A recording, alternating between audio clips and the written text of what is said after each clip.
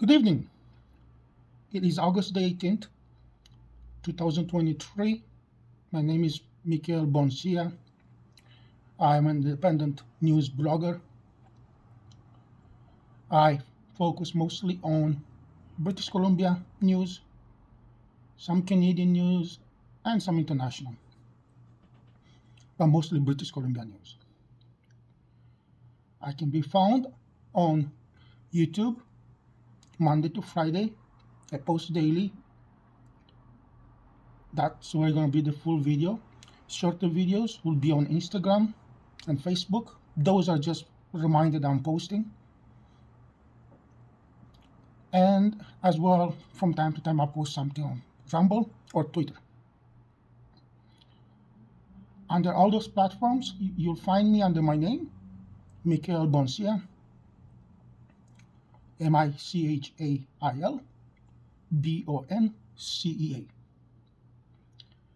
I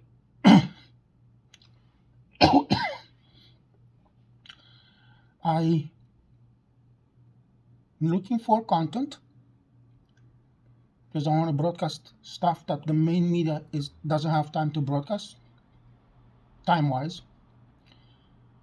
Some of the news that I'll be posting and talking about will probably be broadcast also by main media, but most of them I try to talk about independent news. So if you happen to run a live event of any kind, it could be a festival, parade, an arts event, book, and so on.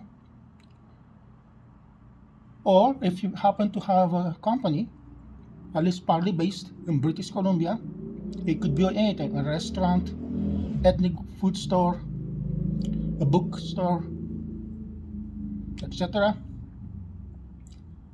Please contact me and I'll do my best to talk about it during one of my broadcasts.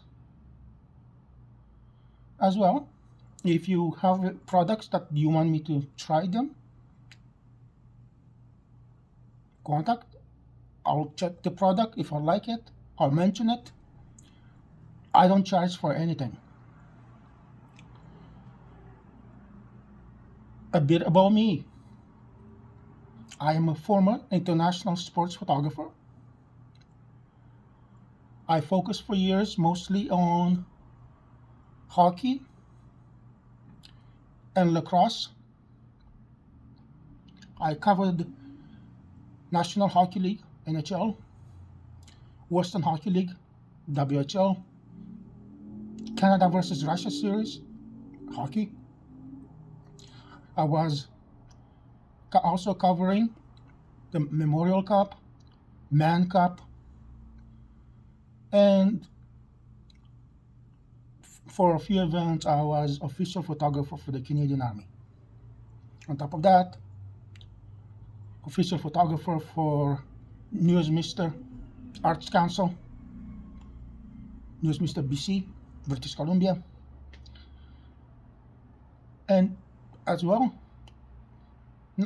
not last, but I can go on, but no point.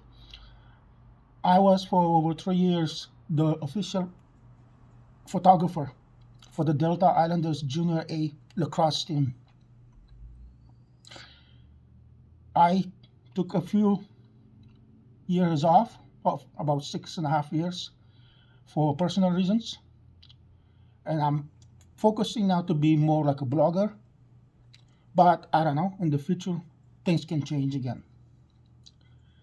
Let's go on to the news. The state of emergency has been extended in British Columbia, Okanagan area because of the fires, and it's now declared in Kelowna, as well as in the past few days was West Kelowna. It's been extended now to West Bank and the West Bank First Nations lands. Now, this means thousands of properties new in the area of Okanagan, British Columbia, are now under evacuation. If your area happens to be under evacuation for your own safety, for your own family safety, please evacuate. The property can be replaced. Put any valuable you have that you think you needed now, and if you can drive before you'll be stuck there and you might regret it, or save the people that are there to save people. They will be forced to come into areas that will put their lives at risk. Please, I've been saying this for, I don't know, since I stopped broadcasting in the last only a few weeks ago. Please do not start campfires, or if you smoke anything, any kind of smoking, don't throw it on the ground, because there's hundreds of fires in British Columbia now, and in Yukon, and we can go across parts of Canada. The army is stretched thin. The firefighters are stretched thin, and the fires just seem to grow and grow by the day.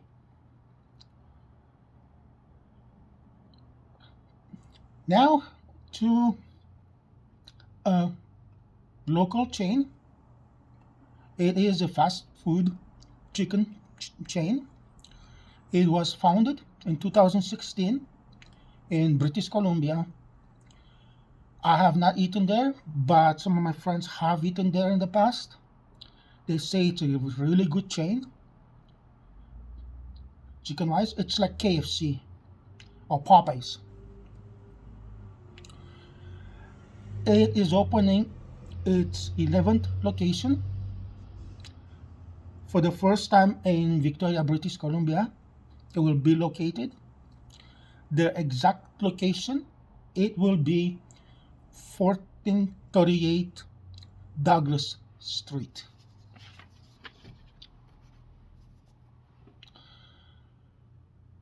The Coastal Renaissance, BC Ferry. Yesterday, it had to be taken out of service. It had what preliminary, what they know for sure is that they have to do. They will have to remove one of the engines, and then, as they said earlier this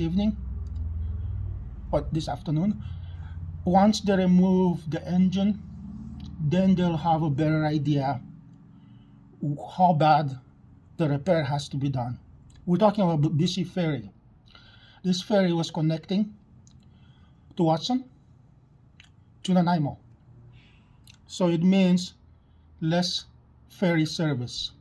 They are bringing a temporary ferry, but that ferry is only going to be available 2 days a week till they put this ferry back. And God knows, the way the ferries have been failing every week, by the time they put this ferry in service, it will be a miracle if another ferry doesn't fall. So keep that in mind. Reservations are required, especially now if you're planning to travel between to Watson, which is located in Delta, and Nanaimo, which is located in Vancouver Island. Please, I recommend you book. This year, PNE, Pacific National Exhibition, will run for 15 days between August 19 to September the 5th, I believe. But it will be closed on August the 21st and August the 28th. I believe, if I'm not mistaken, I was told that the first 2 days, which usually every year is the same, nobody pays to get in, but it's a zoo. Even when everybody pays to get in, there's still a zoo. But the first 2 days, I believe, I was told they're going to allow everybody in for free. They have, no, location-wise, it is in Vancouver, and the street it is 2901 East Hastings. Every day it opens at 11 in the morning and it runs till 11 p.m. This year they have some brand new attractions lined up. They are along with the attractions from previous years on the live music, and people that have been to PNE. I've been to PNE many times. The casinos that are inside the PNE, the food area, the area where you can go and buy as seen on TV products. There's too many to mention. So I'm going to mention a couple of the things that are new for this year. One is obviously going to be a friendly family multimedia immersive. I don't know what that means. I'm assuming you're going to walk through areas and you'll think the paintings are there, but they're not. I don't know. I'm assuming that's what it means, immersive. And it will be on the European Odyssey of the French Impressionist painter Claude Monet. It will showcase about 400 of Monet artwork. This is mostly for kids, but adults, like in everywhere. There will be a mini train for the first time. It will go between certain areas and tunnels and everything. So the young kids will have a blast, but adults, especially if the kids are really young, like in any other live event, adults can go on the train as well. Now, a first for California. 80 years, roughly, California has not had a hurricane. We call it hurricane. Its name of the hurricane, it is Hillary. And though it's coming from an area, from a Pacific area, that it is called a cyclone. So it starts as a cyclone from the area close to Asia where it's being built up already. And by the time it reaches California, it will start to reach California, and area predicted to be hit first will be Mexico, and then will go all across, mostly towards San Diego. And remnants of it will come up, much weaker. It will be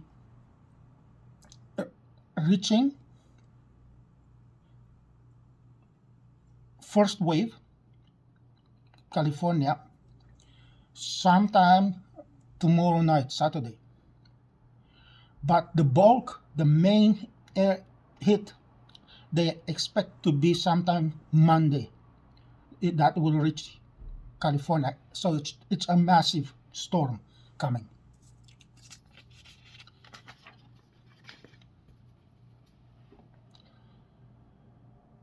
Now, another restaurant chain is expanding in Vancouver area.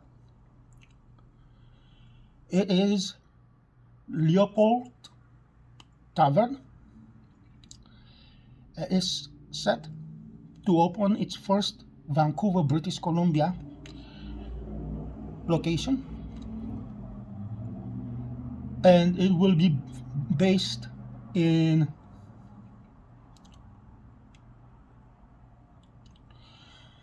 1619 West Broadway, Vancouver.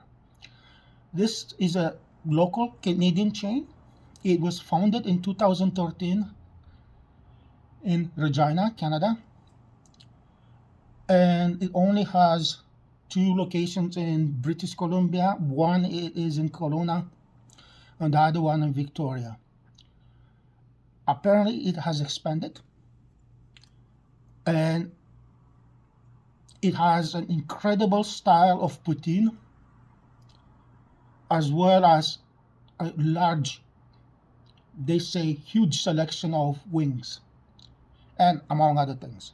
I've not eaten there, but I look forward to eat because I love poutine and I love wings. This is good news for the people that drive electric cars. I'm not driving an electric car, but for people that drive electric cars. BC Hydro proposal to increase the fees for EV charging stations has been rejected by the BC Utilities Commission.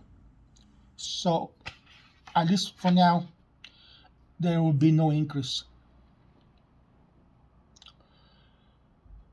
The small Sasquatch Mountain Resort, I've been there when it was formerly known as Hemlock Resort. It is located in the Fraser Valley, British Columbia, obviously, near the town of Agassiz, British Columbia. It's about 2.5 hours away from Vancouver. Depends the traffic and depends how fast you drive. I don't recommend speeding because now they have cameras and they have a lot of undercover police cars that they could be a truck. I've seen even RVs, you name it. They drive behind you, and if you speed like a moron, like a maniac, well, sooner or later they'll catch you, and then you'll be going like, you know what? I should have driven for 2.5 hours instead of 2 hours. But it's huge expansion. There is obviously a new owner for that place. Currently, it has about 362 acres for skiing and snowboarding and other winter events. They plan to expand that to 3,104 acres. They estimate the whole project, it will be in billions of dollars by the time it's finished. It will include hotels, restaurants. It will be a massive resort. It's needed because the Fraser Valley area population has exploded, and realistically, to come to North Vancouver or to go to Whistler, or I guess you can go to the interior, but the interior is way farther than that location. So even though the mountain, I've been to those mountain area resort when it was under the old ownership, it's not that dangerous, the area to ski. It's beginners to medium, moderate. If you live nearby, you're getting a new state-of-the-art resort, which, hey, great for the area. But that is if everything gets approved. They're still in the approval stage area. Last news of the day, and this is breaking news. The Canadian government a few hours ago has sent an official protest to Meta. Meta owns Facebook and as well as Instagram, to lift the reckless ban on the news that they imposed in Canada. I know my daily views, since I cannot broadcast any, I can't post anything on news because Meta keeps sending a message. You're not allowed to. We restricted this because of Canadian government. Because of that, nobody can view other than if I put my personal daily short video, and my views have gone down from sometimes up to 10,000 a day to 500, 600 a day that view, because everything is restricted. Even if I post it directly to me, not to any other groups, doesn't matter if I post about the fire or not, they block it. And I used to be able to broadcast fully on Instagram, and they blocked that as well under the Canadian regulations because the Canadian government is putting restrictions.